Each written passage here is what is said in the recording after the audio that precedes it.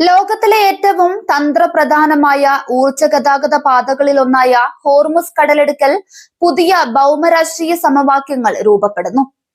തങ്ങളുടെ തീരങ്ങളിലൂടെ കടന്നു പോകുന്ന കപ്പൽ പാതയുടെ കൃത്യമായ ഭൂമിശാസ്ത്രപരമായ അതിരുകളെയും ഏകോപനത്തെയും കുറിച്ച് ഇറാനും ഒമാനും തമ്മിൽ പ്രാഥമിക ധാരണയിലെത്തിയതായി ടെഹ്റാൻ വ്യക്തമാക്കി. ഔദ്യോഗികമായി അന്തിമ കരാർ ഒപ്പുവെച്ചിട്ടില്ലെങ്കിലും ഗൾഫ് മേഖലയിലെ സുരക്ഷാ സന്തുലിതാവസ്ഥയെ തന്നെ മാറ്റിമറിക്കാൻ പോന്ന നിർണായക നീക്കമായാണ് നയതന്ത്ര വിദഗ്ധർ ഇതിനെ വീക്ഷിക്കുന്നത്. ഹോർമസ് കടലിടുക്കിന്റെ നിയന്ത്രണവും മേൽനോട്ടവും അതിന്റെ തീരദേശ രാജ്യങ്ങളായ ഇറാനും ഒമാനും മാത്രം നിർവഹിക്കേണ്ട ഒന്നാണെന്ന ശക്തമായ നിലപാടാണ് ഇറാൻ ഉയർത്തിക്കാട്ടുന്നത്. വാഷിംഗ്ടൺ ഉൾപ്പെടെയുള്ള മറ്റ് വിദേശ ശക്തികൾ മേഖലയിലെ സുരക്ഷാ കാര്യങ്ങളിൽ ഇടപെടേണ്ടതില്ലെന്ന് പേരെടുത്തു പറയാതെ ടെഹ്റാൻ മുന്നറിയിപ്പ് നൽകി കഴിഞ്ഞു. അന്താരാഷ്ട്ര കപ്പൽ ഗതാഗതത്തിന് ഭീഷണിയാകുന്ന രീതിയിൽ മൂന്നാം കക്ഷികളുടെ സൈനിക സാന്നിധ്യം അനുവദിക്കില്ലെന്ന ഉറച്ച സന്ദേശമാണ് ഈ കൂട്ടുകെട്ടിലൂടെ ഇറാൻ നൽകുന്നത്. പുതിയ നിർദ്ദേശങ്ങൾ പ്രകാരം പാതയുടെ ഭൂമിശാസ്ത്രപരമായ കോർഡിനേറ്റുകളിൽ ധാരണയായെങ്കിലും പ്രവർത്തന നിയമങ്ങൾ, സുരക്ഷാ ഉറപ്പുകൾ, അതിർത്തി കടന്നുപോകുന്ന കപ്പലുകളിൽ നിന്നുള്ള സാധ്യമായ ട്രാൻസിറ്റ് നിരക്കുകൾ എന്നിവയിൽ ഇനിയും വ്യക്തത വരേണ്ടതുണ്ട്.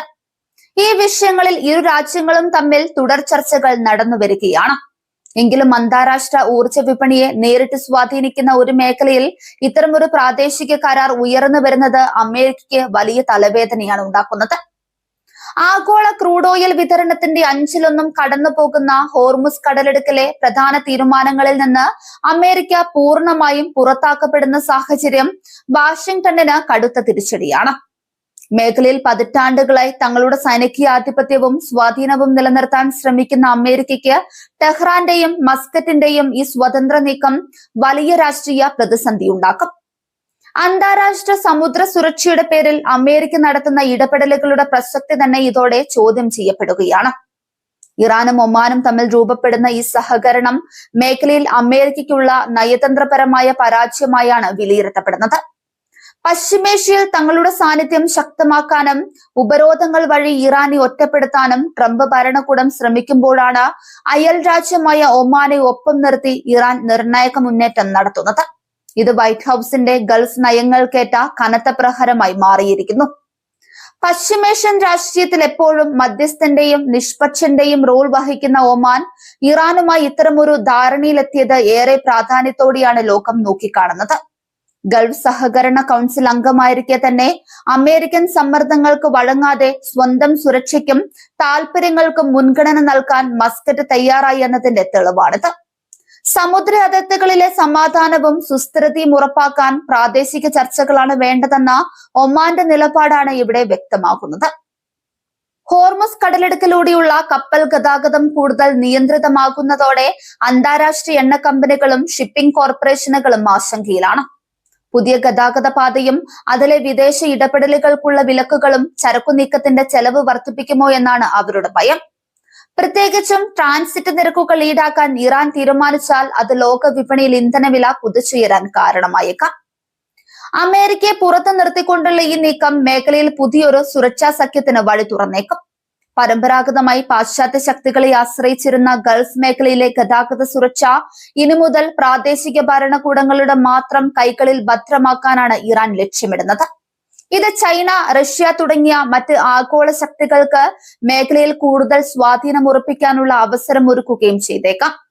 ഇറാനെതിരെയുള്ള സാമ്പത്തിക ഉപരോധങ്ങളും തന്ത്രപരമായ സമ്മർദ്ദങ്ങളും ശക്തമായി തുടരുമ്പോഴും അതിനെയെല്ലാം മറികടക്കാൻ ഇത്തരം പ്രാദേശിക കരാറുകളിലൂടെ യുറേഷ്യൻ ശക്തിയായ ഇറാന് സാധിക്കുന്നു എന്നത് ശ്രദ്ധേയമാണ്. ലോകത്തിലെ ഏറ്റവും വലിയ എനർജി ചോക്ക് പോയിന്റ് തങ്ങളുടെ പൂർണ്ണ നിയന്ത്രണത്തിലാക്കാൻ കഴിഞ്ഞാൽ അത് അമേരിക്കയ്ക്കെതിരെയുള്ള മികച്ച ഒരു നയതന്ത്ര ആയുധമായി ഉപയോഗിക്കാൻ ഇറാന് സാധിക്കും. അമേരിക്കൻ നാവികസേനയുടെ ഗൾഫ് മേഖലയിലെ സാന്നിധ്യത്തെ പരസ്യമായി വെല്ലുവിളിക്കുന്നതാണ് ഇറാന്റെ പ്രസ്താവനകൾ. തങ്ങളുടെ അതിർത്തിക്കടുത്ത് വിദേശ യുദ്ധക്കപ്പലുകൾ പെട്രോളിംഗ് നടത്തുന്നത് സുരക്ഷയ്ക്ക് ഭീഷണിയാണെന്നും തീരദേശ രാജ്യങ്ങൾക്ക് സ്വന്തം അതിർത്തി സംരക്ഷിക്കാൻ ശേഷിയുണ്ടെന്നും ടെഹ്റാൻ ആവർത്തിക്കുന്നുണ്ട്. അതിനാൽ തന്നെ വരും ദിവസങ്ങളിൽ സമുദ്ര അതിർത്തിയിൽ അമേരിക്കൻ നാവികസേനയും ഇറാൻ വിപ്ലവ ഗാർഡും തമ്മിലുള്ള ഉരസലുകൾ വർദ്ധിക്കാനും സാധ്യതയേറെയാണ്. ഈ കരാർ പൂർണ്ണ രൂപത്തിൽ പ്രാബല്യത്തിൽ വരികയാണെങ്കിൽ ഹോർമുസിലൂടെ കടന്നു പോകുന്ന ഓരോ എണ്ണക്കപ്പലിന്റെയും സുരക്ഷയും സഞ്ചാരപാതയും നിർണ്ണയിക്കാനുള്ള അധികാരം ഇറാനും ഒമാനുമായിരിക്കും. ഇത് അമേരിക്കയ്ക്കും അവരുടെ സഖ്യകക്ഷികൾക്കും നൽകുന്ന സന്ദേശം വളരെ വ്യക്തമാണ്. ഗൾഫ് മേഖലയുടെ ഭാവി നിർണ്ണയിക്കാൻ ഇനി വാഷിംഗ്ടണിന്റെ ആവശ്യമില്ല എന്നതാണ് അത്. ഹോർമസിലെ ഗതാഗത നിയമങ്ങളും സുരക്ഷാ വ്യവസ്ഥകളും പുതുക്കി നിശ്ചയിക്കുന്നത് ആഗോള സമ്പദ് വ്യവസ്ഥയിൽ വലിയ ചലനങ്ങൾ ഉണ്ടാക്കും. ഊർജ്ജ വിതരണത്തിൽ തടസ്സമുണ്ടായാൽ അത് യൂറോപ്യൻ, ഏഷ്യൻ രാജ്യങ്ങളെയായിരിക്കും ഏറ്റവും കൂടുതൽ ബാധിക്കുക. അതുകൊണ്ട് തന്നെ കരാറിന്റെ അന്തിമ വിവരങ്ങൾ പുറത്തു വരുന്നതും കാത്ത് ലോകരാജ്യം. ഈ സാഹചര്യത്തിൽ അമേരിക്കയും യൂറോപ്യൻ യൂണിയനും നടത്തുന്ന മിതത്വ ആഹ്വാനങ്ങൾ സമാധാനം കൊണ്ടുവരാൻ പ്രാപ്തമല്ല. മധ്യസ്ഥ ചർച്ചകൾ കൊണ്ട് പ്രയോജനമില്ലെന്ന് തുറന്നടിച്ച ഹിസ്ബുള്ള ആക്രമണം കൂടുതൽ ശക്തമാക്കാനാണ് സാധ്യത. അതിർത്തി ഗ്രാമമായ മജ്താൽ സൂൺ ഇപ്പോൾ ഒരു വലിയ യുദ്ധത്തിന്റെ തുടക്ക കേന്ദ്രമായി മാറിയിരിക്കുകയാണ്. സൈനിക വാഹനങ്ങൾ കത്തിയമരുകയും ഹെലികോപ്റ്ററുകൾ പരിക്കേറ്റവരുമായി ആകാശത്തേക്ക് ഉയരുകയും ചെയ്യുമ്പോൾ നഷ്ടപ്പെടുന്നത് മേഖലയിലെ അവസാന പ്രതീക്ഷകളാണ്. മജ്താൽ സൂണിലുണ്ടായ സ്ഫോടനവും അതിനെ തുടർന്നുള്ള സൈനിക ഒഴിപ്പിക്കലും കേവലം ഒരു അതിർത്തി ഏറ്റുമുട്ടലല്ല. അത് ലെബനനിലെ നയതന്ത്ര ശ്രമങ്ങളുടെ പരാജയ പ്രഖ്യാപനവും പുതിയൊരു സൈനിക അധ്യായത്തിന്റെ തുടക്കവുമാണ്. ഇസ്രയേലിന്റെ സൈനിക ശക്തിക്കും ഹിസ്ബുള്ളിയുടെ ചെറുത്തുനിൽപ്പിനും ഇടയിൽപ്പെട്ട് ലെബനനിലെ സാധാരണക്കാരുടെ ജീവിതം കൂടുതൽ ദുരിതപൂർണമാവുകയാണ്. പരിക്കേറ്റ സൈനികരുമായി പറന്നുയർന്ന ഇസ്രയേലി ഹെലികോപ്റ്ററുകൾ നൽകുന്ന സൂചന അതിർത്തി വീണ്ടും ചോരപ്പുഴയായി മാറാൻ അധിക സമയം വേണ്ടിവരില്ലെന്ന് തന്നെയാണ്.